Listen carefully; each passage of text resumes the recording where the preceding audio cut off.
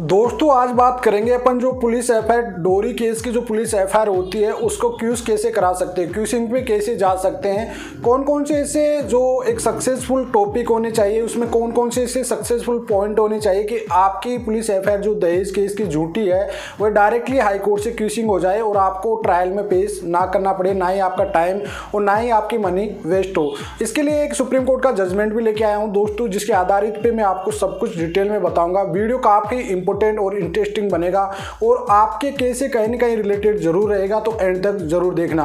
तो चलिए दोस्तों, नो टाइम पास नो बकवास, सीधा करते काम की बात। मैं हूं हंस। सेकंड बात दोस्तों, डिस्कशन में पूरी डिटेल होती है, वहां पे एडवोकेट जितेंद्र का एक चैनल भी है यूट्यूब, अगर आपको पसंद आता है तो विजिट जरूर कीजिए, सब्सक्राइब जरूर कीजिए। सेकंड बात दोस्तों, आपको कॉमेंट में नंबर ना छोड़ना है, अगर आप मुझसे ही बात करना चाहते हैं तो अपॉइंटमेंट लेके बात कर सकते हैं।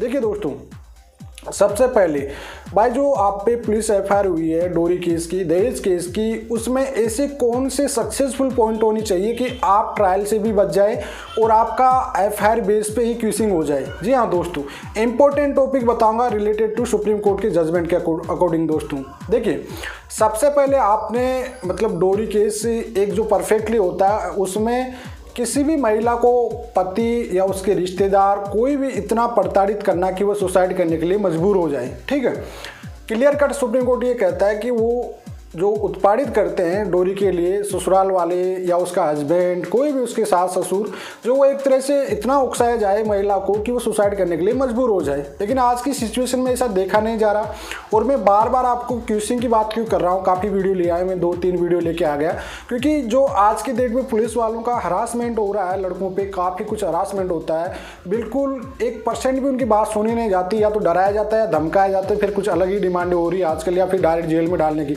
जबकि गिरफ्तारी सब कुछ बंद है। सुप्रीम कोर्ट ने ऑलरेडी 10 दिसंबर 2018 को बंद कर दिया था कि गिरफ्तारी नहीं होनी चाहिए, सीआरपीसी 41A का नोटिस देना चाहिए, अगर जरूरी है आपके पास एक स्ट्रॉन्गेबल ग्राउंड है तो गिरफ्तार कीजिए, अदरवाइज आप किसी को गिरफ्तार नहीं कर सकते।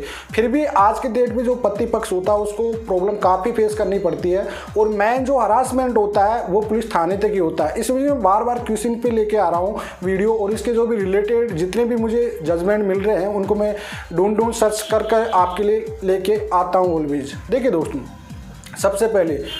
सबसे पहला पॉइंट आपके एफआईआर में ये रीड करना चाहिए आपको दोस्तों कि एफआईआर में आपकी पत्नी ने डोरी डिमांड की जो डेफिनेशन बताई कि मेरे से मेरी डोरी डिमांड की गई, कब की गई, टाइमिंग, कौन सी जगह की गई, कितने की डिमांड की गई, उसका क्या सबूत है। अगर वह एलिगेशन ऐसे लगा दी कि मेरी सास ने मुझसे 5,000 मांगी, मेरी ससुर ने 5 लाख मांगा, जो भी डिमांडें हैं उसके पास वे एलिगेशन होना चाहिए, प्रॉपरली उसके पास सबूत होनी चाहिए इस चीज़ की।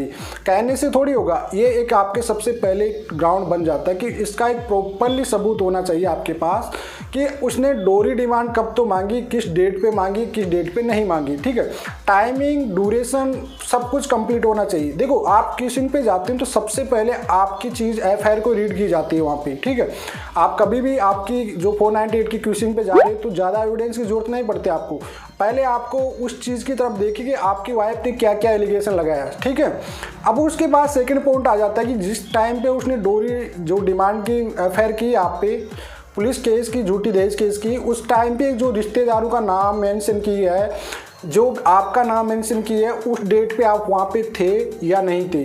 टाइमिंग सबसे इंपॉर्टेंट होती है आपकी क्यूसिंग में, सबसे इंपॉर्टेंट ये होना चाहिए कि टाइमिंग क्या ऐड कर रही है उसमें। जैसे एक क्वेश्चन आ जाता है कि उसने डोरी की डिमांड की लेकिन उसके साथ हरासमेंट नहीं हुआ। ठीक है भाई, मारपीट इस तरह से उससे उकसाया नहीं गया, कहीं पर मारपीट भी की गई लेकिन उसको डोरी की डिमांड नहीं कही गई, उनको एक एक्सप्लेन किया है नहीं किया, वाइफ ने आपकी ने एक्सप्लेन की नहीं की है। ठीक है, टाइमिंग, ड्यूरेशन या उसका जो मेंशन की गई लोगों को अलग अलग से एक्सप्लेन नहीं की, क्योंकि एक क्राइम होता है जिसमें 5 या 10 फैमिलीज के नाम ऐड करा दी थी आज की डेट पे, लेकिन उनको पूर्ण रूप से एक्सप्लेन नहीं कर पाती कोई भी। भाई सास का तो क्या उसमें रोल रहा है, ननद का क्या रोल रहा है उसमें, ठीक है, पति का क्या रोल, ससुर का क्या रोल रहा, रिश्तेदारों का क्या रोल रहा, ये पूरी तरह से एक्सप्लेन नहीं कर पाती है। सभी को एक ही कंबाइंड में डोरी डिमांड, हरासमेंट, डोरी डिमांड।